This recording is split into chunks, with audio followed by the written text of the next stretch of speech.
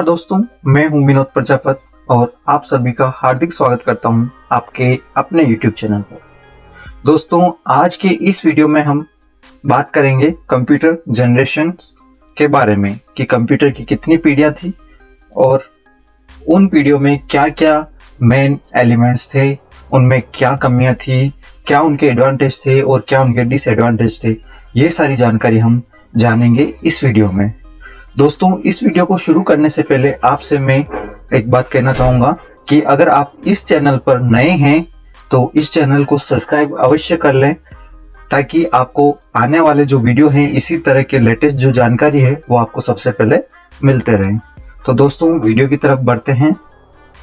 इसमें कंप्यूटर की जनरेशन जो है वो 5 जनरेशन अवेलेबल, अभी 5वीं जो जनरेशन चल रही है 5th जनरेशन। तो यहाँ पे फर्स्ट, सेकंड और थर्ड, फोर्थ, 5th जनरेशन, इसमें 5 जनरेशन है। हम एक एक करके सारी जनरेशन के बारे में जानेंगे। जनरेशन फर्स्ट कंप्यूटर जनरेशन जो कि 1946 से लेके 1959 का जो पीरियड था वो फर्स्ट जनरेशन का पीरियड था। JP Eckert and JW Mauchly invented the first successful electronic computer called ENIAC. कि JP Eckert and JW Mauchly ने एनिक कंप्यूटर का फर्स्ट जनरेशन में इस कंप्यूटर का आविष्कार किया था। एनिक का फुल फॉर्म है electronic numeric integrated and calculator. इस पीढ़ी में जो सबसे मेन एलिमेंट है वो वैक्यूम ट्यूब है। इसमें देख सकते हैं आप वैक्यूम ट्यूब को कि वैक्यूम ट्यूब किस प्रकार से दिखती है, इसका साइज क्या होता है। अब देखते हैं इसके एडवांटेज डिसएडवांटेज जो क्या है वो इस फर्स्ट पीढ़ी में। इसमें सबसे मोस्ट इम्पोर्टेंट है कि इसका मेन एलिमेंट जो है वो वैक्यूम ट्यूब है। लगभग इसमें 18,000 वैक्यूम ट्यूब इस फर्स्ट यूज किया गया था फर्स्ट पीढ़ी कंप्यूटर में। यह अनरिलायबल है क्योंकि इसमें ये होता है कि 18,000 लगभग वैक्यूम ट्यूब्स हैं और इसका ये हर 1 सेकंड या 1 मिनट में इनका फ्यूज होती रहती है, तो ये अनरिलायबल है, इनका काम रुक जाता है। Supported machine language only. तो जो इसमें लैंग्वेज यूज की गई है वो मशीन कोड यूज या मशीनी लैंग्वेज यूज किया गया है, यानी कि जो बाइनरी लैंग्वेज है वो इसमें यूज की गई है 0 और 1। यह सबसे कॉस्टली है, बहुत महंगा होता है क्योंकि इसमें इतने सारे कंपोनेंट्स यूज किए जाते हैं, बड़े बड़े जनरेट्स लॉट ऑफ हीट्स। यह जो बहुत ज्यादा हीट उत्पन्न करता है क्योंकि इतना बड़ा कंप्यूटर लगभग यह एक रूम के साइज में यह पूरा कंप्यूटर आता है, तो इसमें इतने सारे इक्विपमेंट होने के कारण यह जब बहुत ज्यादा हीट उत्पन्न करता है, जनरेट करता है। इसमें जो है होता है कि slow input and output devices, इसमें जो पंच कार्ड जो यूज किया गया था वो इनपुट एंड आउटपुट के लिए, उसके कारण इसमें जो इनपुट आउटपुट डिवाइसेस है वो बहुत स्लो वर्क करती है।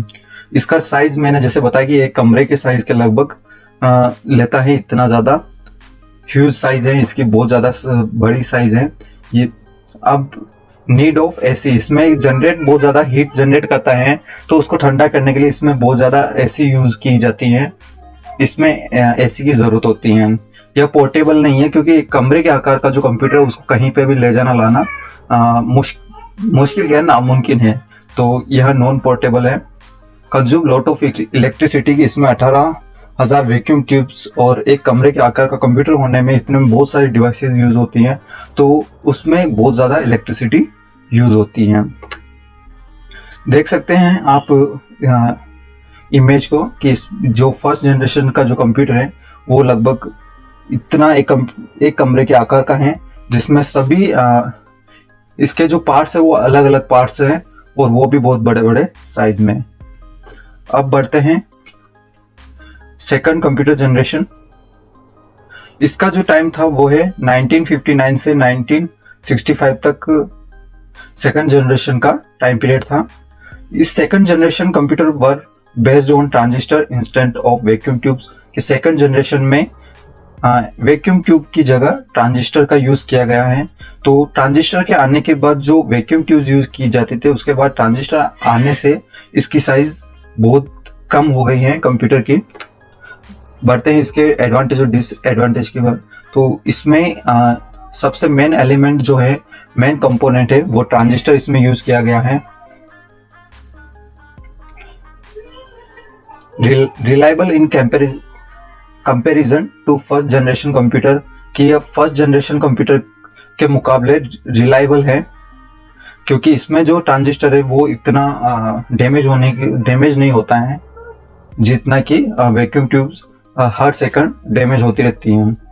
Smaller size as compare to first generation, यह इसकी जो साइज है वो फर्स्ट कंप्यूटर जनरेशन में जो कंप्यूटर्स थे उसके मुकाबले इसकी साइज थोड़ा कम हुई है, और यह उसके नेक्स्ट है generates less heat as compare to first generation computer. First generation computers के मुकाबले यह बहुत कम हीट जनरेट करता है। देखते हैं, consume less electricity as compare to first generation computers, यह फर्स्ट जनरेशन के कंपैरिजन में इलेक्ट्रिसिटी भी बहुत कम खपत करता है, fast than first generation computer. तो यह फर्स्ट जनरेशन कंप्यूटर्स हैं उसके मुकाबले फास्ट भी हैं, यह उस सेम टू सेम यह उसके मुकाबले मतलब साथ ही कॉस्टली भी है फर्स्ट जनरेशन की तरह। इसमें भी ऐसी कूलिंग के लिए इसमें हीट कम होती है, लेकिन यह है कि इसमें हीट तो उत्पन्न होती है, तो उसके लिए ऐसी की रिक्वायरमेंट होती थी। Supported machine and assembly language, इसमें भी मशीनी लैंग्वेज और असेंबली लैंग्वेज का यूज किया गया था। ये देख सकते हैं स्क्रीन पर, इसकी साइज जो कमरे की साइज थी उससे कम हो गई है, आप देख सकते हैं इसमें इस कंप्यूटर को, सेकंड जनरेशन कंप्यूटर को। बढ़ते हैं नेक्स्ट थर्ड जनरेशन की तरफ। थर्ड जनरेशन कंप्यूटर, तो 1965 से 1971 जो टाइम था यह थर्ड जनरेशन का टाइम था। This computer were based on integrated circuits, कि फर्स्ट जनरेशन में जो था वो वैक्यूम ट्यूब थी, सेकंड जनरेशन में उसमें ट्रांजिस्टर यूज किया गया था, और थर्ड जनरेशन के जो कंप्यूटर है उनमें इंटीग्रेटेड सर्किट्स आ गए थे, जिसमें ये आईसीज दिख रहे हैं। इसमें बहुत सारे ट्रांजिस्टर यूज करके ये आईसी बनाई जाती हैं, तो इसमें जो ट्रांजिस्टर होते थे वो अलग अलग यूज किया जाते थे। उन ट्रांजिस्टर को एक सर्किट आईसी इंटीग्रेटेड सर्किट में बना करके यूज किया गया है इसमें। और जो IC was invented by Robert Noyce and Jack किबली इन 1958 टू 1959 के अंदर आईसी को डेवलप किया गया था, इन्वेंटेड किया गया था। IC was a single component containing number of transistor, जैसे मैंने बताया था कि इसके अंदर आईसी के अंदर बहुत सारे नंबर ऑफ ट्रांजिस्टर यूज किए जाते हैं। Is more reliable in comparison to previous two generation, की ये पहले की जो फर्स्ट एंड सेकंड जनरेशन है उसके मुकाबले अच्छा रिलायबल है ये कंप्यूटर। स्मॉलर साइज उनके मुकाबले इसकी साइज दो पीरियड जो थी, दो जनरेशन थी, उसके मुकाबले इसकी साइज और कम हो गई है।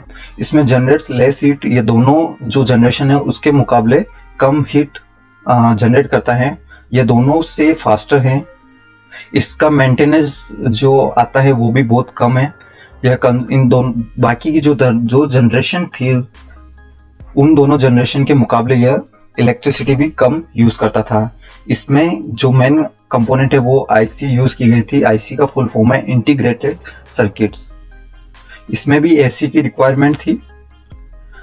यह हाई लेवल, इसी जो थर्ड जनरेशन है इसी में हाई लेवल लैंग्वेज का यूज किया गया था। यह भी कॉस्टली था, बट आप इमेज देख सकते हैं थर्ड जनरेशन कंप्यूटर की, जो कि जिसकी साइज और इसका आकार देख सकते हैं आप। बढ़ते हैं next fourth generation. 1971 to 1980 is the period of fourth generation computer, कि 1971 से 1980 के जो टाइम था वो फोर्थ जनरेशन के अंतर्गत आता है। This technology is based on micro processor.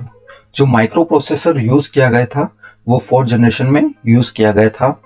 Micro processor is used in a computer for any logical and arithmetic function to be performed in any program, कि जो माइक्रो प्रोसेसर है वो इसलिए यूज किया गया है कि वह लॉजिकल एंड अर्थमेटिक फंक्शन को परफॉर्म कर सके using any programme.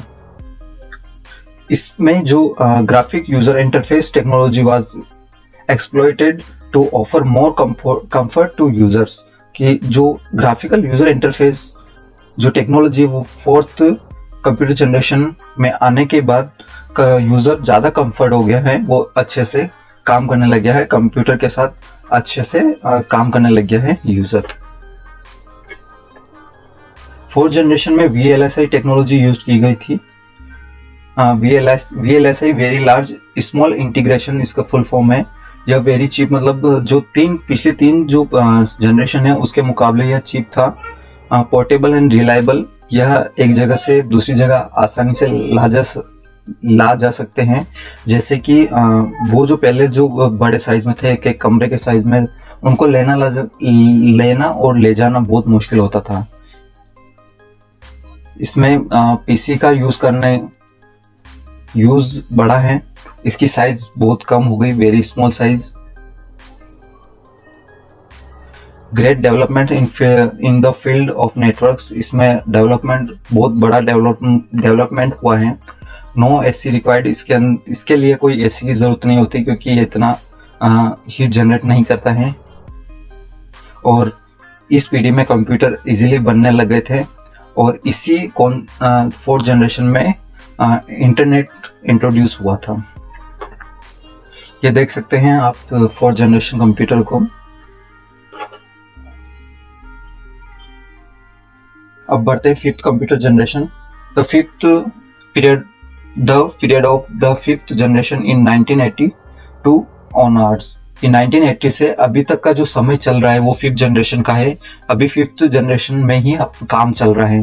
This generation based on artificial intelligence, कि यह जो जनरेशन है इसमें आर्टिफिशियल इंटेलिजेंस पर काम किया जा रहा है, कि इसमें आर्टिफिशियल इंटेलिजेंस को कंप्यूटर के साथ जोड़ के कैसे काम किया जाता है, इस पर काम किया जा रहा है।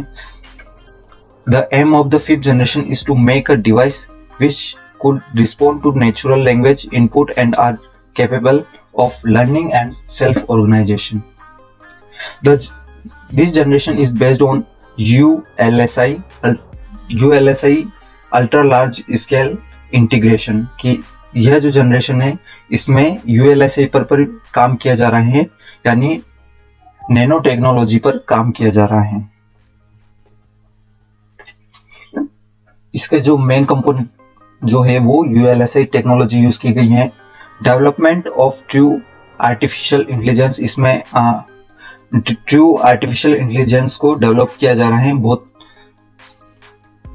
नेचुरल लैंग्वेज प्रोसेसिंग को भी डेवलप किया जा रहा है इस पीढ़ी में। पैरेलल प्रोसेसिंग और सुपर कंडक्टर टेक्नोलॉजी, ऐसे ही more user friendly interface with multimedia features के साथ इस 5th जनरेशन में काम किया जा रहा है। Availability of very powerful and compact computers eight cheaper rates, कि बहुत वेरी पावरफुल कंप्यूटर और बहुत सस्ते प्राइस में अवेलेबल कराने के लिए इस 5th जनरेशन पर काम किया जा रहा है। इसमें नैनो टेक्नोलॉजी पर बहुत ज़्यादा आर्टिफिशियल इंटेलिजेंस पर काम किया जा रहा है। दोस्तों, यह वीडियो आपको कैसा लगा है? अगर अच्छा लगा है तो आप लाइक ज़रूर करें और कमेंट करके बताएं कि आप कौन से कोर्स कर रहे हैं, आपको किस प्रकार के वीडियोस की रिक्वायरमेंट है, और आप इस चैनल को शेयर ज़रूर करें। और अगर आप इस चैनल पर नए हैं तो सब्सक्राइब ज़रूर करें। Thank you for watching.